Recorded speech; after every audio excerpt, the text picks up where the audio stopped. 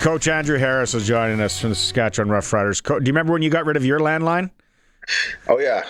Well, it actually started because, when I was a kid, we used to do lots of prank calls to landlines. So I'm like, Mom, we should probably gas this thing because there's going to be some repayment coming back to you, and I don't know what they're going to say. So. Okay, what was a good scenario? Andrew Harris, okay, so when you would prank call, are you calling from, is it a pizza place? Are you calling from a repair shop? Like, what was the prank? Like, what? You must have had a solid 1-2 in the playbook is what you would go to. Yeah, the biggest, I know me and my buddies would have some drinks and just, we'd call random numbers and we just do it like the star 69 or whatever it was to block the number. And sometimes after, a few calls, we'd forget to do it. So, we'd show up, and we'd get callbacks after. And the whole point, we'd place bets and do little bets on who could keep the people on the phone the longest and just get them to start talking about whatever. And, it was hilarious. It was hilarious. Okay. The things we do when we're young. Yeah. Oh yeah. That's so great. Hey, we were talking in hour one, and I know 1-0, right? That's the plan in Ottawa. But I wake up Saturday morning, I'm like, felt like the Riders won by 40. Yeah. I mean, again, for us coaches and the team, you always want to get more out of the game. And I think anytime you go, especially in an East game or West game, to get a win on the road, it's always tough to do. You look at their defense. You look at in Ottawa's defense, and with the things they do so well. And I think we left a lot of meat in the bone. Especially my group. I have high expectations for them. They have high expectations for themselves.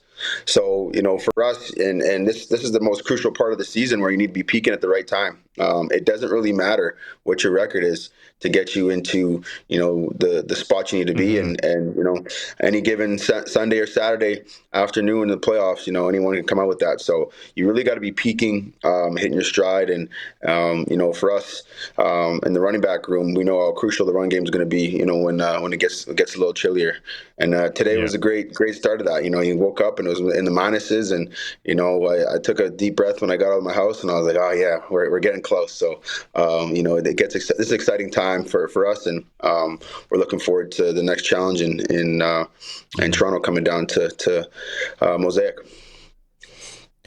Andrew, it seemed like when you check the stat line, AJ Ouellette had just over 50 yards, but it seemed like he had the ball pretty much the whole time on offense, running the ball, short yardage. He was doing everything. To me, he's the MVP right now. Like, AJ Ouellette is the guy. And is that just me from the outside, or are you seeing that too? Like, he is so key to what everything is happening on this offense these days.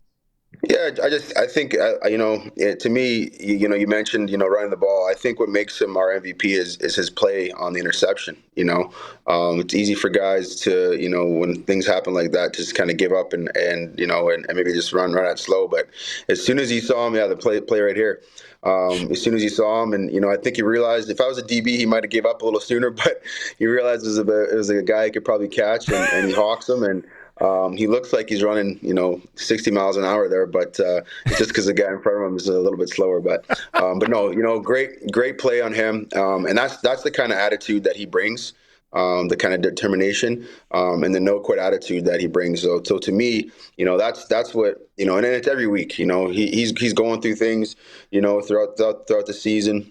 He's been nicked up in games and finished, and we'd have to run the clock out. And I'm looking at him like, "Are you good? Do you need me to spell you?" And he's giving me the finger and waving me off. So he wants to be in the game as much as he can, and he's definitely a dog in that aspect. So to me, aside from blocking the way he does in pass pro, when he's asked to catch the ball in the backfield, he's pretty darn good at that as well. But yeah, his run game this year has been amazing, and and he's still getting better, which is great to see.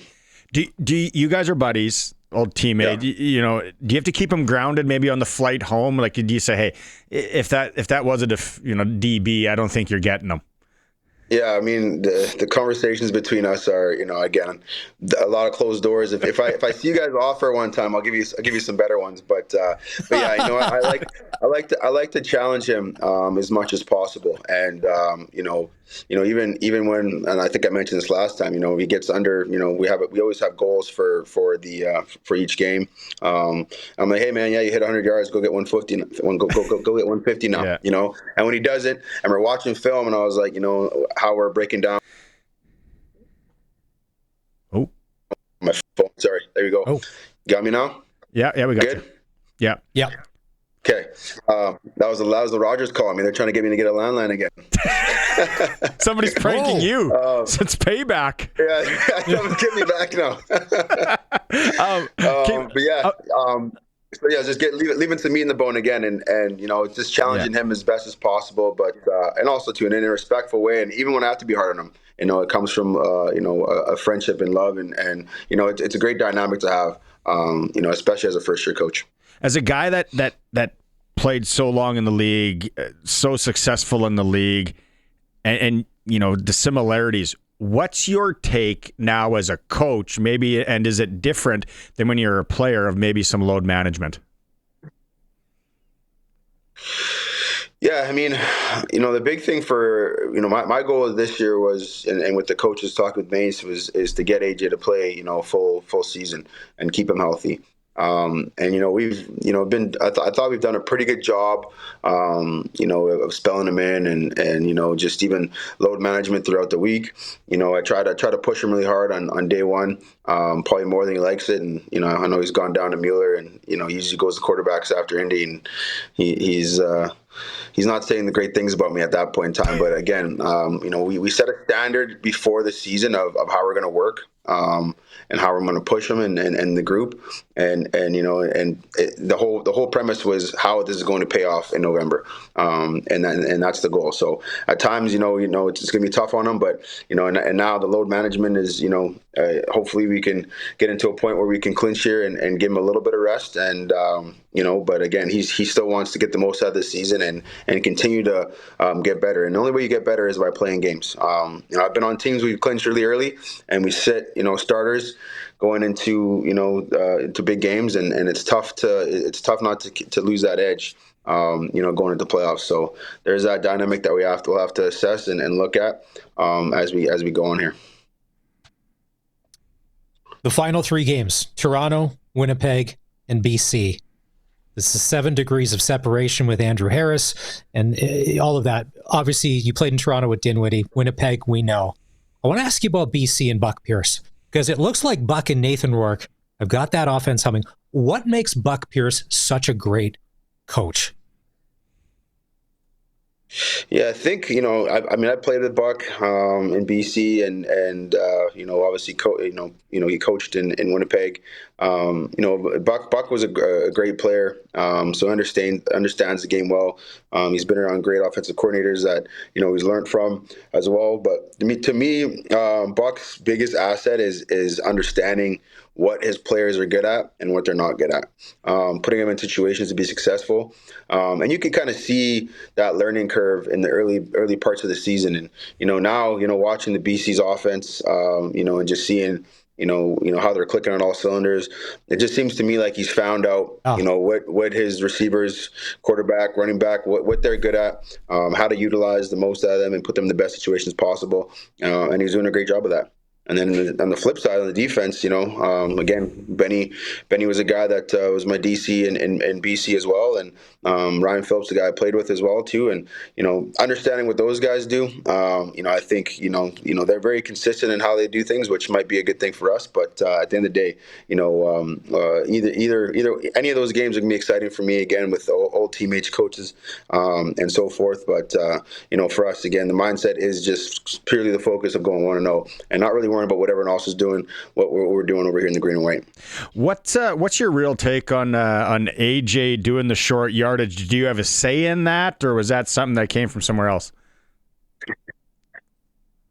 Yeah, I mean, he's good under center. And if in a perfect world, we would have Tommy Stevens in there because he's probably the best to ever do it in this league. But I mean, AJ's doing a hell of a job of doing it and running it, and you can do. I was kind of telling him that the other day, and the more you can do for this team and be an asset, all the better.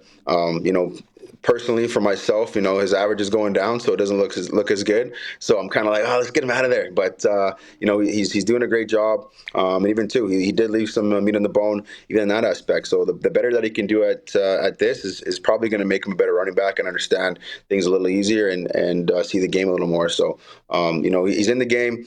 He's got the ball in his hands. And even too, we had a point in the game in Ottawa where he missed somebody and he makes a great move and gets us the first down. So again, if he's our best player or one of our best players, you always want the ball in their hands in crucial situations. So it's great for us overall as a team. Unfortunately, last weekend, Nick Arbuckle got hurt in the Argonaut game. Now, whether or not he's going to play this week when they come to Saskatchewan, so it may be Daggy under center. But Ryan Dinwiddie, we've had him on the show. I really like the guy. Like, he's passion, he's fire, he's really good. What worries you about that Argonaut team coming to town? They're out of the playoffs, so now they're playing for jobs. The record's not great, but to me, they've probably been one of the best 11 teams in the CFL as far as they didn't look like it at times. That's got to worry you guys as a coaching staff, doesn't it? Yeah, I mean, if you just look at what Ryan Dinwiddie did with the team, like they lost a lot of key pieces over the last 2 years, and especially last year.